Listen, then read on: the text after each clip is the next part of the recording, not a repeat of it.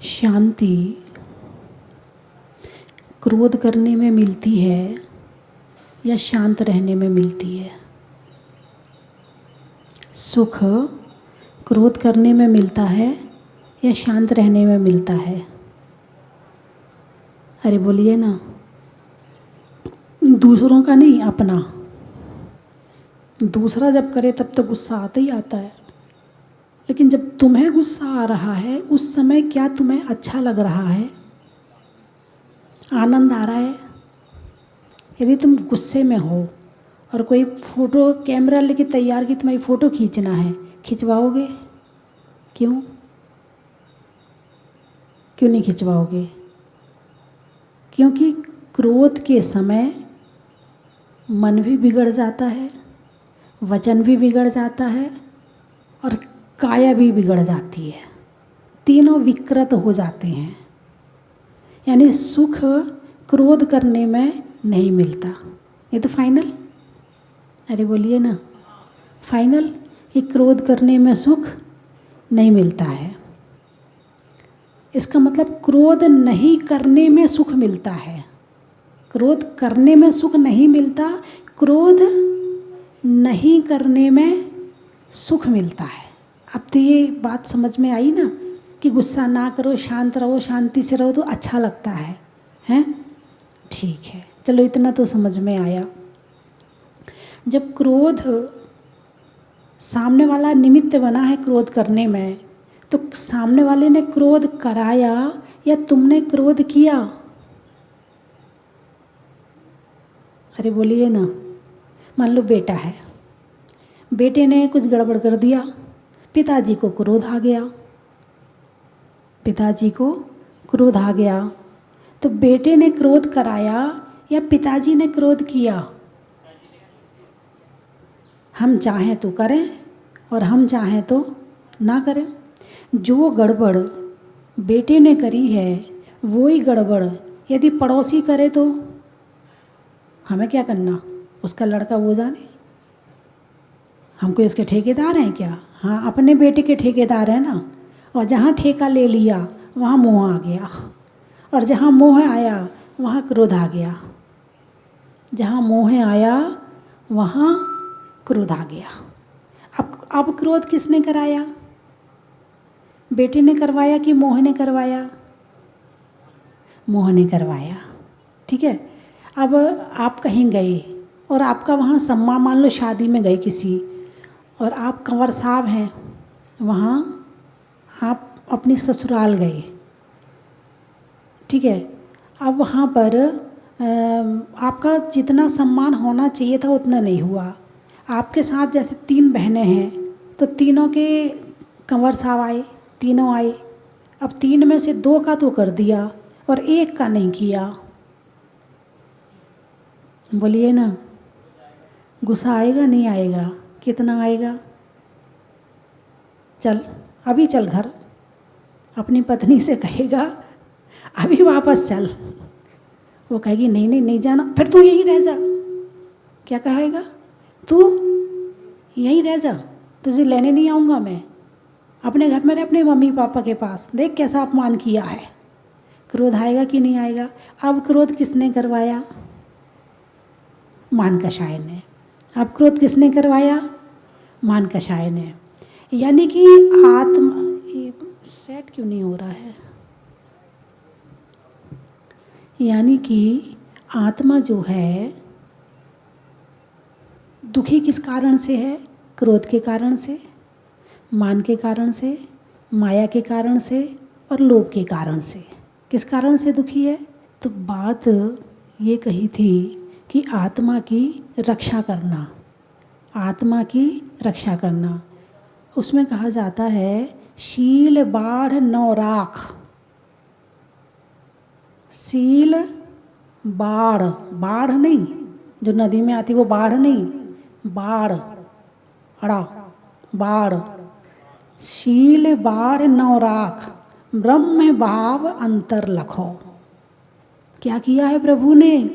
शील की बाढ़ बना ली, व्रतों की बाढ़ बना ली, संयम की बाढ़ बना ली, और ब्रह्म भाव अंतर लखो। फिर क्या किया, फिर अंदर जाके बैठ गए और व्रत उनकी रक्षा कर रहे हैं, आत्मा की रक्षा कर रहे हैं। तो यहाँ पर जो बात कही जा रही है कि रक्षा करना किसकी, आत्मा की। किसकी आत्मा की? उत्तमा स्वात्म में चिंता चा, अपनी आत्मा की रक्षा करना। किससे करना? शत्रुओं से। भाई धन की रक्षा करते हो ना, किससे करते? चोरों से। अब आत्मा में भी धन है तो बाहर लुटेरे घूम रहे हैं और वो लुटेरे हमारे ज्ञान, दर्शन, सुख और शक्ति रूपी धन को लूट लेते हैं और हम कुछ नहीं कर पाते हैं। एक माली ने बाग लगाया, खूब बढ़िया बढ़िया फूल खिलाए, खूब मेहनत करी बाग में, और एक दिन वहाँ पर 2-4 गाय आई और बाग में घुस गई और सारा साफ कर गई। क्यों? क्या गलती थी माली की? अरे बोलिए ना। बाढ़ नहीं लगाई थी। यदि बाढ़ लगा लेता तो क्या होता? तो वो बगीचा बचा रहता। ऐसे ही हमारी आत्मा में अनंत दर्शन, अनंत ज्ञान, अनंत सुख, अनंत शक्ति के फूल हैं। और जो ये क्रोध, मान, माया, लोभ हैं, ये जो 4 शत्रु हैं, ये हमारे ज्ञान, दर्शन, शक्ति को, सुख को, सबको ख़त्म कर देते हैं। जहाँ हमें सुख मिलना चाहिए हम वहाँ से दुख लेके आते हैं। तो इस बात का ज्ञान होना ज़रूरी है कि हम अनंत दर्शन, अनंत ज्ञान, अनंत सुख, अनंत शक्ति की रक्षा कैसे करें। और यदि हमें इस बात का ज्ञान नहीं होगा तो हम अनंत काल से दुखी थे, हैं और आगे तक रहेंगे। तो कर्म कर्म हिताबंधी, कर्म कर्म का हित चाहते हैं। जीवो जीव हितस्पृहा। जब जागृत हो गए, पता चल गया अरे अभी जो हम सुख भोग रहे हैं वो तो कर्मों का है। किसका है? अच्छा खा रहे, अच्छा पहन रहे, अच्छा सब कुछ कर रहे, ये तो कर्म के उदय में मिल रहा है। और कर्म का क्या काम है? किस किस को मिलता है? सबको मिलता है। सुत, दारा और लक्ष्मी पापी के भी हुए। सुत स्त्री, सुत पुत्र, दारा स्त्री और लक्ष्मी पैसा पापी के भी हुए। पिछला पुण्य का उदय है तो पिछले पुण्य के उदय में वर्तमान में पापी को भी स्त्री भी मिल गई, पुत्र भी मिल गया और लक्ष्मी भी मिल गई। इसमें कोई बड़ी बात नहीं है। ये तो सब कर्मों का फल है। पुण्य के उदय में मिल सकता है, कोई बड़ी बात नहीं है।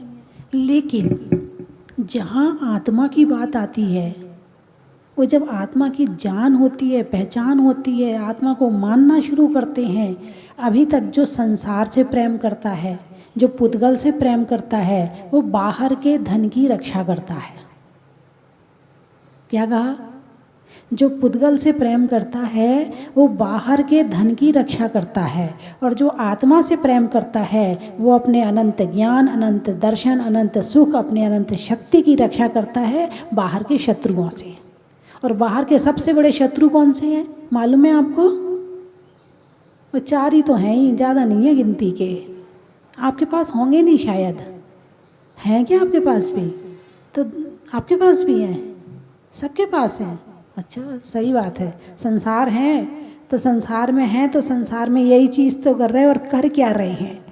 क्रोध के अलावा, मान के अलावा, मायाचारी के अलावा करते क्या हैं? 24 घंटे कषाय में पड़े हैं। एक कषाय से निकलते हैं दूसरे में चले जाते हैं, दूसरे से निकलते हैं तीसरे में चले जाते हैं, तीसरे से निकलते हैं चौथे में चले जाते हैं। कषाय के झूला झूल रहे कषायों का।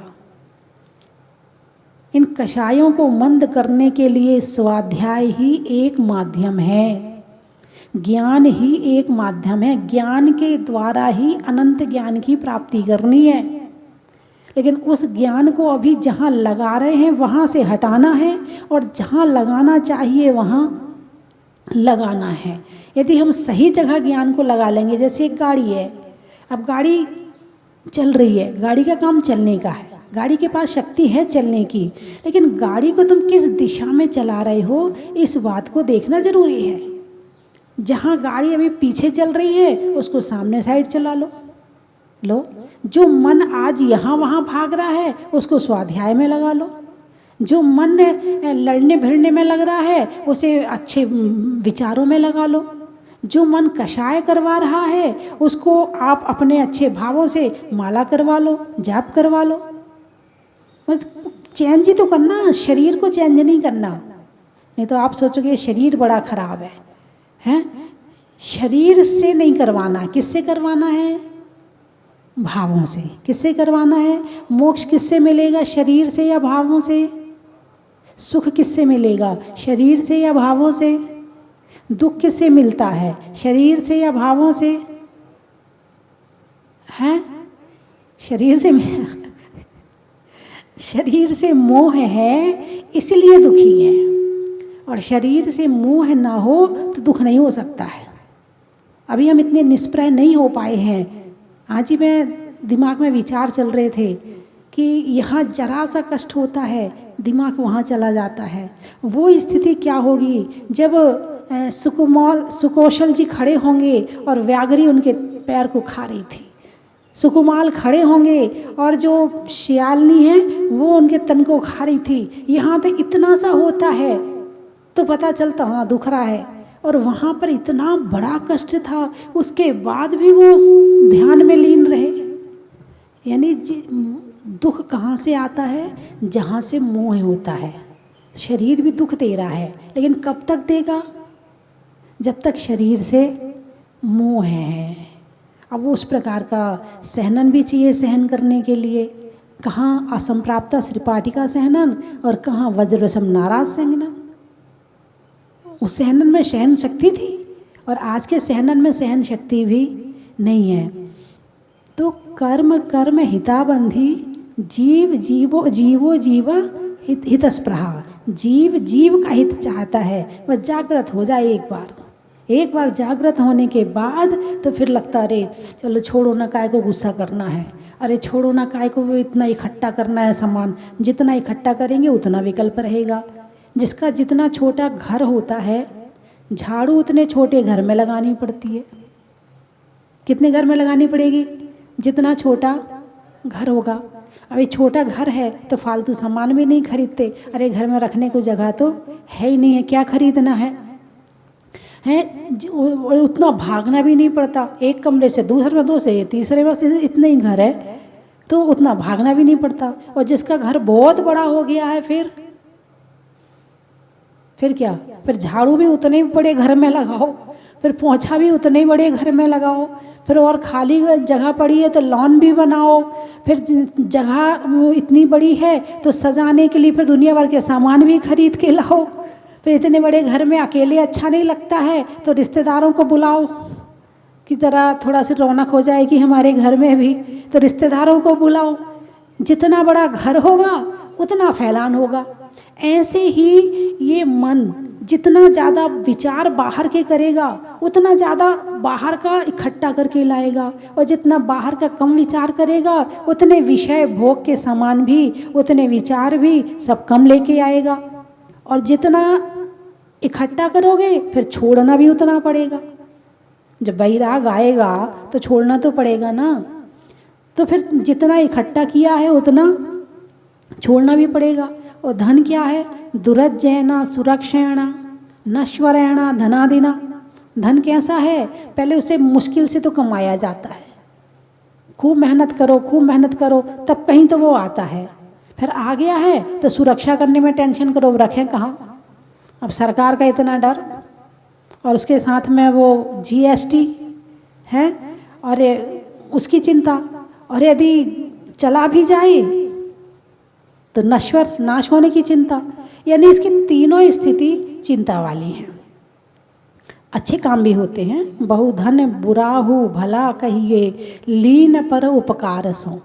ऐसा नहीं कि बुराई है, यदि उससे मंदिर बनवाया जाए, उससे लोगों की सहायता करी जाए। अभी कोरोना काल चल रहा है, इस समय बहुत सारे लोग होंगे जो दूसरों को खाना भी खिला रहे हैं, जो दूसरों के यहाँ जाकर के और सामान भी दे रहे हैं, कुछ राशन बांट रहे हैं, जिसको जो ज़रूरत है वो उसे दी जा रही है। तो धन बुरा तो है, लेकिन जब ये पर के उपकार में लगता है तो ये अच्छा हो जाता है।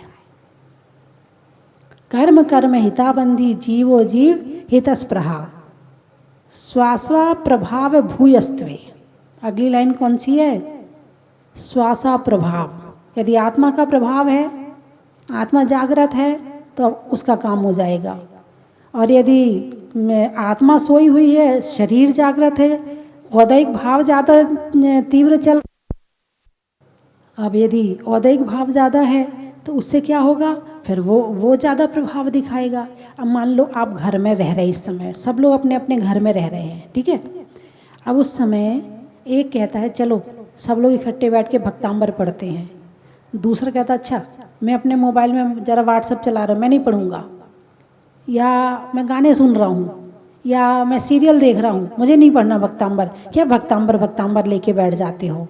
एक कह रहा नहीं भक्तांबर तो पढ़ना है, पूजाएं तो पढ़ना, कम से कम मंदिर नहीं जा पा रहे हैं, कम से कम पूजाएं तो पढ़ लें, घर में बैठ के पढ़ना। जितने विधान रखे हैं, जैसा भैया जी ने कहा कि विधान जरूरी नहीं कि आप अर्घ लेके बैठो तभी विधान होगा।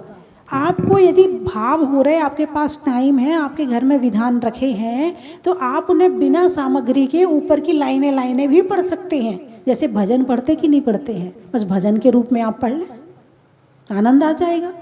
और आनंद के लिए ही तो करना है ये काम। तो इस समय आप लॉकडाउन में घर में हैं, तो एक के तो चल रहा है आत्मा, एक की आत्मा जागृत है, तो वो कह रहा मुझे भक्तांबर पढ़ना, स्वाध्याय करना, माला फेरना, मुझे ये करना। और एक का औदैहिक भाव ज़्यादा चल रहा है, वो कह रहा मुझे नहीं करना, मैं कुछ नहीं करूँगा, उसका कर्म का उदय तीव्र चल रहा है। मिथ्या दृष्टि जीव को जिन वाणी ना सुहाए, कै ऊँघे कै लड़ पड़े कै उठ घर को जाए। यदि कहीं पर शास्त्र सभा चल रही होगी और उसको जबरदस्ती बिठा भी लिया जाएगा, या तो वो सो जाएगा, या वो लड़ने लगेगा, और या बीच में ही उठ के चला जाएगा। ये पहचान है मिथ्या दृष्टि जीव की। और जिसको स्वाध्याय अच्छा लगता है, जिसको जाप करने में मन लगता है, जिसको पूजा भक्ति करने में मन लगता है, गुरुओं की सेवा में मन लगता है, समझना कि वो निश्चित ही या तो वो सम्यक दृष्टि है, और नहीं तो अल्पकाल में सम्यक दर्शन प्राप्त करने की योग्यता प्राप्त कर रहा है। यदि उसे ये सारी चीज़ें अच्छी लगती हैं। और बहुत से लोग होते हैं जिन्हें जिनवाणी तो अच्छी लगती नहीं, उनसे तुम काम चाहे 100 करवा लो, उनसे कहो कि धूप में 12 घंटे खड़े होकर काम करना, तो वो 12 घंटे काम कर लेगा, लेकिन जिनवाणी की 2 लाइन नहीं सुन सकता है, उससे नहीं सुनी जाती है। आत्मा का ज्ञान करने के लिए भी पुण्य चाहिए, चाहिए कि नहीं चाहिए? दुर्लभ है निगोद से थावर, अरुत्रस गति पानी, नर काया को सुरपति तर से के सो दुर्लभ प्राणी। उत्तम देश सुसंगति दुर्लभ, श्रावक कुल पाना, दुर्लभ सम्यक, दुर्लभ संयम, पंचम गुण ठाना। अब घर में बैठे ना, घर में बैठ के वही तो बात करें, पंचम गुण ठाना, 5वें गुण स्थान तक पहुंचना बहुत बड़ी बात है, बहुत बड़ी। कितनी आपने स्टेज पार करी हैं? दुर्लभ है निगोद से थावर। सबसे पहले तो निगोद से निकलना दुर्लभ है। स्थावर में स्थावर, पृथ्वी जल अग्नि वायु वनस्पति में आना मुश्किल है? अरुत्रस गति पानी, उसके बाद में 2 इंद्री लटके चूहा, 3 इंद्री चीटी, 4 इंद्री भवरा आदि, 5 इंद्री असंगी हैं, और फिर संगी मनुष्य आदि बन जाना, फिर उसमें जैन कुल मिल जाना, श्रावक का कुल मिल जाना, और उसके बाद में सम्यक दर्शन प्राप्त हो जाना, और उसके बाद में फिर 5वां गुण स्थान प्राप्त कर लेना, बहुत बड़ी बात है। तो ये ऐसा नहीं कि बहुत बड़ी बात तो है, लेकिन प्राप्त नहीं कर सकते ऐसा नहीं है, बस थोड़ा सा पुरुषार्थ जागृत करे और प्राप्त हो जाएगा। जैसे कि यदि आपके कमरे में अंधेरा है और आप लाइट जलाते हो, तो अंधेरा को डंडा मार के भगाना पड़ता है या वो अपने आप भाग जाता है? अरे बोलिए ना, तुमने लाइट जलाई, अंधेरा भाग गया। अच्छा, ऐसा तो नहीं कि पहले थोड़ा सा अंधेरा जाएगा, फिर थोड़ा और ज़्यादा जाएगा, फिर उसके बाद और ज़्यादा जाएगा, नहीं, ऐसा भी नहीं। लाइट जलाते ही सारा अंधेरा भाग जाता है। बस ऐसे ही सम्यक दर्शन प्राप्त होते ही आत्मा का ज्ञान होता है और आत्मा में से जो मिथ्यात्व का अंधेरा होता है वो भाग जाता है। उसकी परिणति अलग होती है, उसके परिणाम अलग होते हैं, उसका स्वभाव अलग हो जाता है, उसकी प्रभावना अलग होती है, उसकी भावना अलग हो जाती है। तो जीवो जीव हितस्पृहा, जीव जीव का हित कब चाहेगा? जब वो सम्यक दर्शन के या तो निकट होगा या सम्यक दर्शन हो गया होगा, तब वो अपनी आत्मा का हित चाहेगा। और आत्मा के हित के लिए क्या करना पड़ेगा? बाड़ बनानी पड़ेगी। बाड़ किसकी बनानी पड़ेगी? व्रतों की बाड़ बनानी पड़ेगी, संयम की बाड़ बनानी पड़ेगी, 10 धर्मों की बाड़ बनानी पड़ेगी, चारित्र की बाड़ बनानी पड़ेगी। और जैसे ही बाड़ बनेगी, आत्मा के जो गुण हैं वो सुरक्षित हो जाएंगे। आपने क्षमा किया सबको, क्रोध नहीं किया, लो हो गया काम, आत्मा सुखी हो गई। इसी तरह से मान कषाय, मैं बड़ा हूँ, इस तरह की भावना नहीं आई और मान कषाय धीरे धीरे कम होती रही तो आत्मा सुखी हो गई। नहीं तो मान कषाय के लिए क्रोध करो, लोभ करो, मायाचारी करो। अपने आपको बड़ा बनाने के लिए क्या क्या नहीं करना पड़ता है। यानी कि ये बड़ा मात्र इसमें नहीं, जहाँ भिखारियों का वो होता ना टीम होती है, वहाँ भी बड़ा होता है। अकेले एक ही जगह का बड़े की बात नहीं चल रही है। जो जहाँ रह रहा है ना, वहीं अपने आप को बड़ा मानने की कोशिश करता है। यदि कोई भिखारियों का नेता, तो वो भी कहता मैं भी बड़ा हूँ। अब है कौन भिखारियों का नेता? किसका? लेकिन नेता मान कषाय तो मान कषाय है। और तो छोड़ो, बंदरों की टीम में एक मुख्य बंदर होता है, एक उनका नेता होता उसमें भी, और वो उनका संचालन करता है। और कोई दूसरा उनके ग्रुप में आ जाए, वो उसको ऐसा मारता है, ऐसा काटता है, ऐसा करता है, लहू लुहान कर देता है। मान कषाय के लिए मनुष्य गति में नहीं, देवताओं में भी है। मनुष्य गति में तीव्रता है मान कषाय की। जन्म के समय मनुष्य मान कषाय को लेकर पैदा होता है।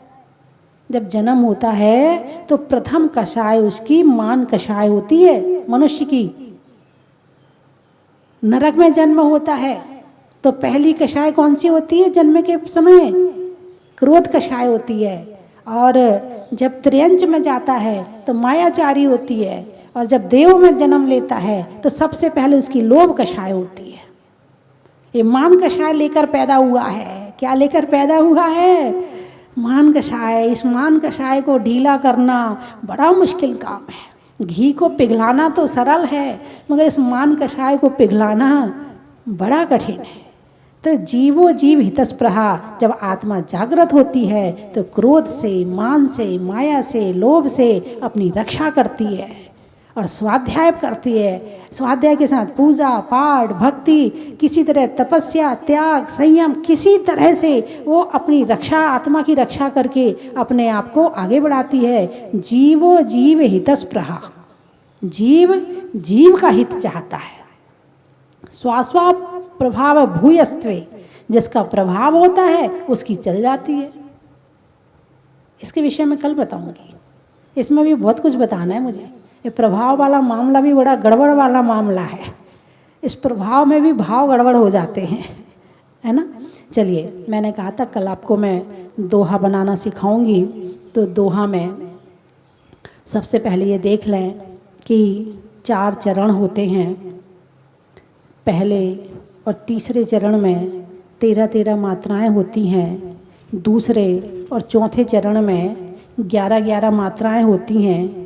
लेकिन मात्राएं कैसे गिनी जाती हैं और कैसे होती हैं वो मैं आपको थोड़ा सा बता दूं।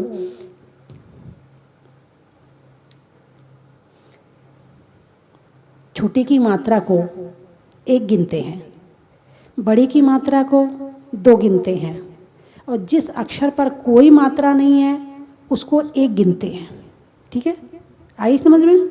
छोटी की मात्रा को 1 गिना, बड़ी की मात्रा को 2 गिना, और जिस पर कोई मात्रा नहीं है उसको 1 गिना। ठीक है, तो ये इस तरह मात्रा गिनी जाती हैं। जैसे राजा राणा, बोलिए, छत्रपति हाँ तिनके, मरना सभी को अपनी अपनी बात। अब राजा, रा में भी मात्रा है, णा में भी मात्रा है, तो दोनों में एस चिन्ह लगा दो। एस यानी 2 हो गई, 4 हो गई मात्रा। राजा में 2, राणा में भी 2 मात्रा, तो कितनी हो गई? 4 दूनी 8, है ना। छत्रपति, छा की 1 मात्रा, त्रा की 2 मात्रा, इसमें डबल अक्षर है ना, इसमें डबल अक्षर है। छत्र, पा की 1 मात्रा, छुटी पति, तो इसमें छुटी की मात्रा, इसकी 1 मात्रा। कितनी हो गई मात्राएं? 13। कितनी हो गई? 13 हो गई ना। अच्छा, हाथन के असवार, हा में 2 मात्रा, था में 1 मात्रा, ना में 1 मात्रा, आ में 1 मात्रा, सा में 1 मात्रा, और वा में 2 मात्रा, और रा में 1 मात्रा। कितनी हो गई? इसमें 9, शायद कम पड़ रही, 11 होती है। 13 और 11 का छंद है ये। हाँ, लिखते समय आप ध्यान रखें कि दोहा कैसे बनाया जाता है। 13 और 11 मात्रा होती हैं। तो दोहा की तर्ज पकड़ लें आप। जब आपको बनाना है तो दोहा की आप तर्ज पकड़ लें। जैसे आपने तर्ज पकड़ ली, राजा राणा छत्रपति, ये दिमाग में ये तर्ज बिठा ली आपने। तर्ज पे ही बनते हैं छंद। मात्राएं थोड़ा देख के आगे पीछे कर लें, उसको ठीक कर लें, लेकिन तर्ज दिमाग में गुंजानी पड़ती है। और फिर उसके बाद फिर अपना ले लें, कोरोना ये आ गया, घर में बैठे लोग, प्रभु दर्शन ना हो सके, कैसा है ये योग। बन गया ना। ऐसी और भी बना सकते हैं। तो आप अपने चाहे कोरोना के ऊपर बनाए, चाहे भगवान महावीर के ऊपर बनाए, चाहे किसी के भी ऊपर बना सकते हैं। ऐसे दोहा इस तरह से बनाए जाते हैं। 13 और 11 मात्राएं होती हैं। अब इसको मैंने बोल दिया जैसे, अब आप इसको लिख लो। अब लिख के इसमें मात्रा गिन लो। शुरू में मात्रा गिननी पड़ती हैं, फिर धीरे धीरे अभ्यास हो जाता है तो फिर मात्रा गिनने की ज़रूरत नहीं पड़ती। जो लिख दिया सो हो गया।